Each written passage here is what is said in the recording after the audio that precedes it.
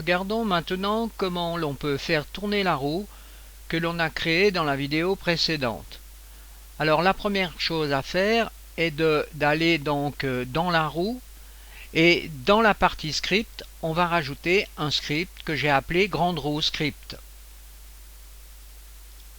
Donc ce script sera attaché à la grande roue et en plus ce script doit se trouver dans le même répertoire où a été construit la grande roue. Le script aura donc dans la classe ici le même nom que le script. Attention toujours à avoir le même nom que le fichier script dans le nom de la classe. Ensuite, on définit une variable privée scèneObjet MSCO. Une variable privée scèneObjet élément qui sera donc la roue principale. Et ensuite, on aura aussi une variable scèneObjet élément des différentes chaises. Et à cet endroit, on crée en somme un tableau qui va contenir le nom de toutes les chaises. Ici, on a une variable entière qui contient le nombre de chaises qui est contenu sur notre roue. Ensuite, on aura une variable angle pour justement agir sur l'angle de rotation. L'initialisation des variables se fait donc à cet endroit. En premier, on cherche le numéro d'identification de la roue avec cette ligne de code. Ici, on recherche le nom de l'élément qui se trouve donc sur la roue, qui s'appelle roue. Et là, on aura le nombre d'éléments chaises. Alors, souvenez-vous, si l'on va voir dans le fichier 3ds Max, on va retrouver ces noms et ceci est important. Donc dans le fichier 3ds Max, si je clique à cet endroit, vous voyez que j'ai le nom roue. Si je clique sur les chaises, j'ai chaise 17, chaise 0, 1, 2, 3, 4, enfin ainsi de suite.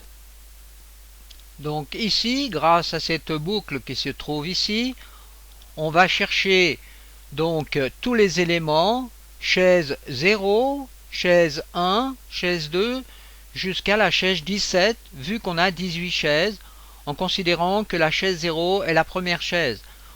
On met donc tout ceci dans le tableau mchaise avec l'indice ici du tableau. Si l'on va dans le scripting API et dans les classes, on verra ici donc dans la classe scèneObjet ici que l'on a retrouvé le getElementForName que l'on vient d'utiliser dans le script. getElementForName. Donc vous pouvez vérifier systématiquement donc dans l'API pour vérifier donc si vous faites les choses correctement. Ensuite, on rentre dans une nouvelle méthode, qui est cette méthode qui se trouve ici, qui va nous permettre de calculer à la vitesse du framerate, donc du jeu, du simulateur. Alors ici, première chose, on calcule un angle en fonction justement du temps du framerate du jeu, que l'on appelle tick ou bien aussi ftick. On peut mettre donc ftick ici. On peut mettre un petit f.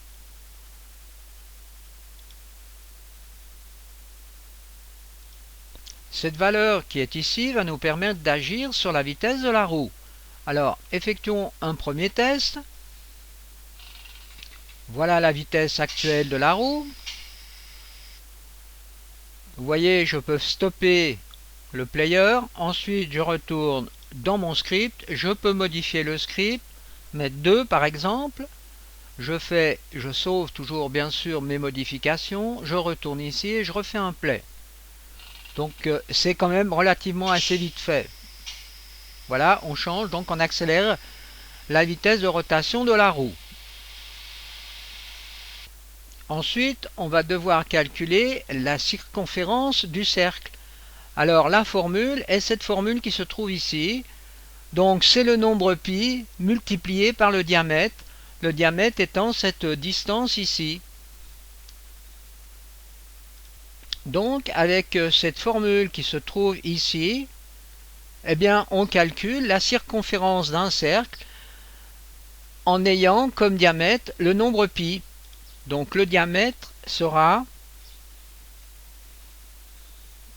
pi. Le résultat m angle est le modulo de la circonférence. Donc ici, ce symbole, c'est le modulo. Alors qu'est-ce que c'est le modulo? Eh bien, c'est la partie qui est le reste de la division entière. Par exemple, si on divise 5 modulo 2, eh bien le résultat sera 1. Alors on peut vérifier ceci avec une calculatrice qui se trouve dans votre ordinateur. Vous allez dans le mode d'affichage programmeur et par exemple vous faites ceci, donc un clear. Ensuite je fais 5 modulo 2 égale 1. Si on rajoute cette ligne de code, eh bien on peut imprimer dans la fenêtre de message la valeur de m angle. Alors ici, j'ai rajouté une information qui sera aussi imprimée à l'écran, modulo égale entre guillemets plus, et puis vous mettez la variable que vous voulez afficher. Alors, faisons un test.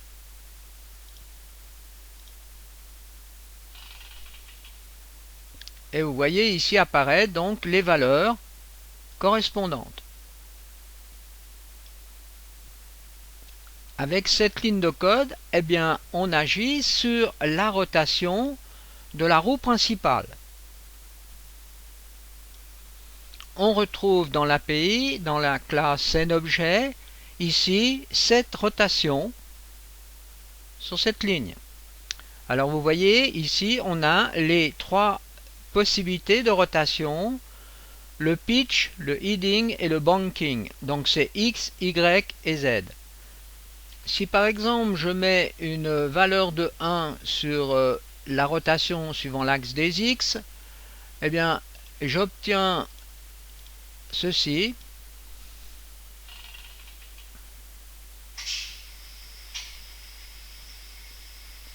Qui peut être aussi intéressant éventuellement.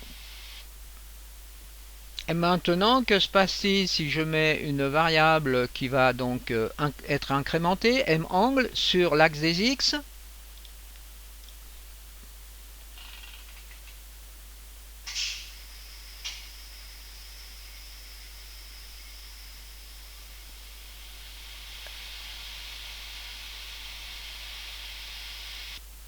La rotation des chaises se fait sur le même principe que sur la rotation de la roue principale, avec aussi ici un set rotation, de la même façon que la roue principale, mais simplement ici, eh bien, on a une boucle for i jusqu'au nombre de chaises, donc qui est 17 chaises, et puis on donne une rotation à ces 17 chaises. Alors, faisons par exemple l'essai, on va désactiver ici en mettant ceci en commentaire, la roue principale, la rotation de la roue principale, et là je vais peut-être accélérer la rotation en mettant 1, et je fais un nouveau test, et là normalement eh bien, je dois obtenir qu'une rotation des chaises sur elle-même, ce qui est bien le cas, et la roue principale qui ne tourne plus.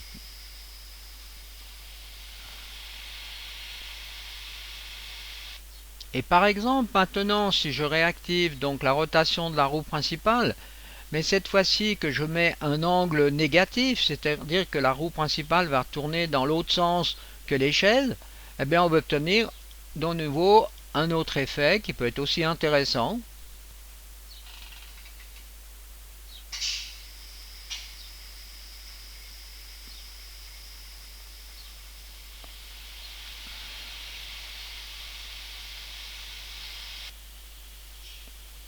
Alors nous allons regarder maintenant comment on peut rajouter une caméra externe.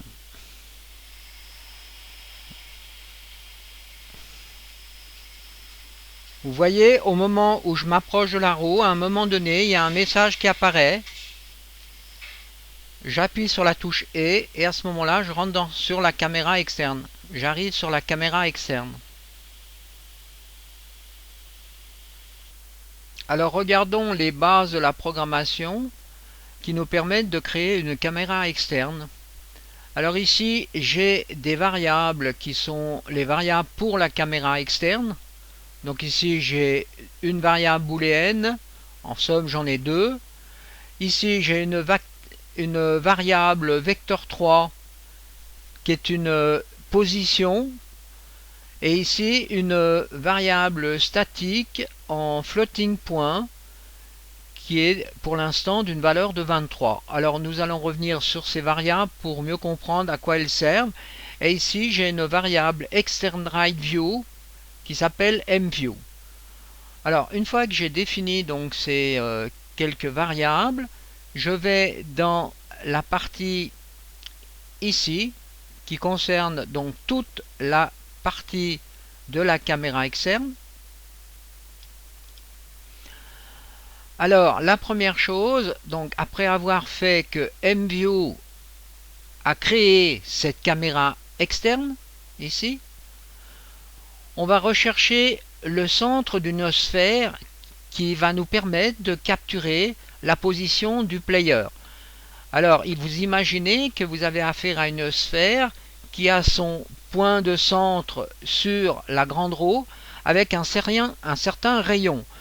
Quand vous pénétrez à l'intérieur de cette sphère, à ce moment-là, vous allez déclencher la possibilité d'émettre un message sur l'écran et au moment où vous allez appuyer sur la touche E du clavier, vous allez rentrer dans cette caméra externe.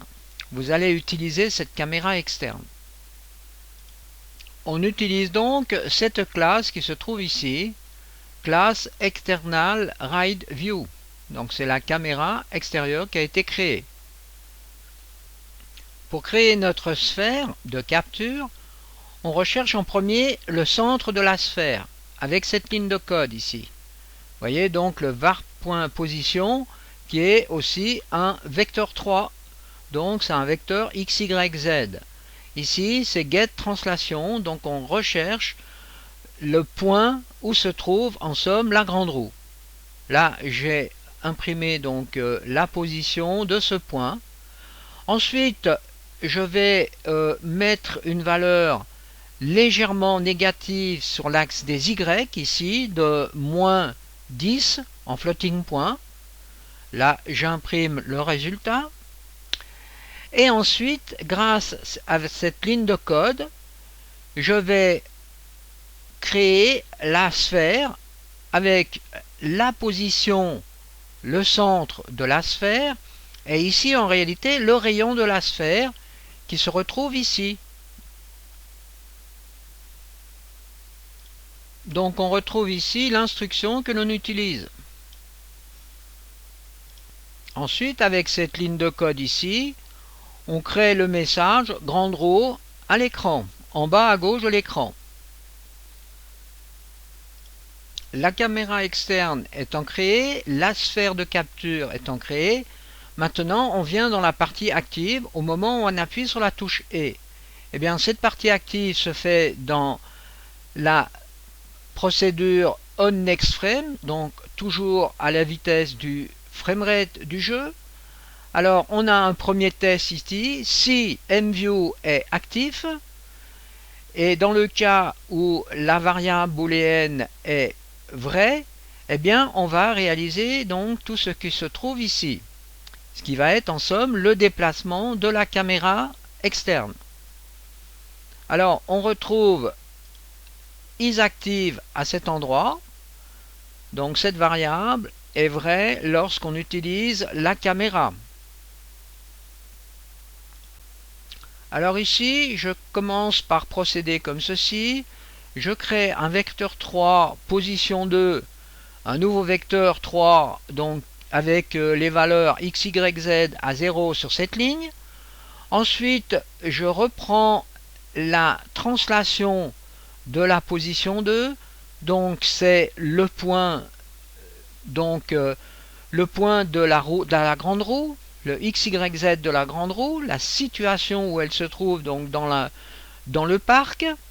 Ensuite, je modifie ces valeurs par rapport à la position. Je mets plus 12 sur Y et par exemple plus 30 sur Z. Alors ça, ces valeurs, on va les définir par la suite. Ensuite ici, j'imprime cette position.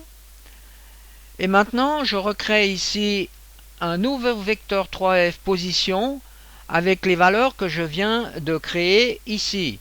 En somme, à cet endroit, je pourrais très bien mettre new vector avec des valeurs inscrites directement comme ceci, à cet endroit. Maintenant, j'utilise ici des matrices de transformation qui sont des matrices 4x4. Alors, bon, là, je ne rentre pas dans le détail car c'est vraiment assez compliqué. Il faut prendre ça comme du pain béni. Ensuite, une fois que cette matrice est créée, donc c'est une nouvelle matrice ici qui est absolument vide, on met à l'intérieur de cette matrice la position que l'on vient justement de calculer préalablement. Donc cette position qui se trouve ici ou bien les valeurs qui se trouvent ici. Et ensuite, tout simplement, on dit à la caméra extérieure de se mettre sur cette position. Ensuite, pour définir ces valeurs qui se trouvent ici, eh bien, je vais faire des petits tests. Alors, cette fois-ci, je vais vous mettre ici, par exemple, simplement 2 sur l'axe des Y, et je fais un test.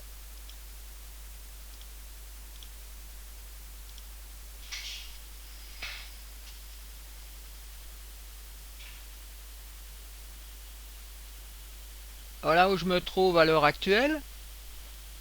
Alors, si je change la valeur, et je mets 12, je vais être plus haut dans l'axe des Y. J'appuie sur la touche et vous voyez, je me trouve un peu plus haut. Donc voilà, là, je me déplace donc dans le parc. Et au moment où j'appuie sur la touche et, j'utilise la caméra externe. Imaginons que se trouve sur cette position dans le parc. Alors on se déplace.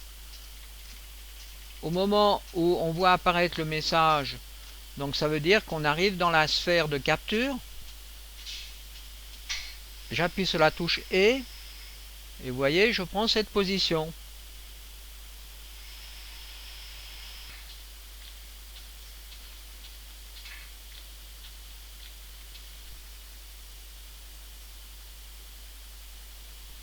Donc ceci sera la fin de cette vidéo sur la rotation donc d'une roue avec des scripts.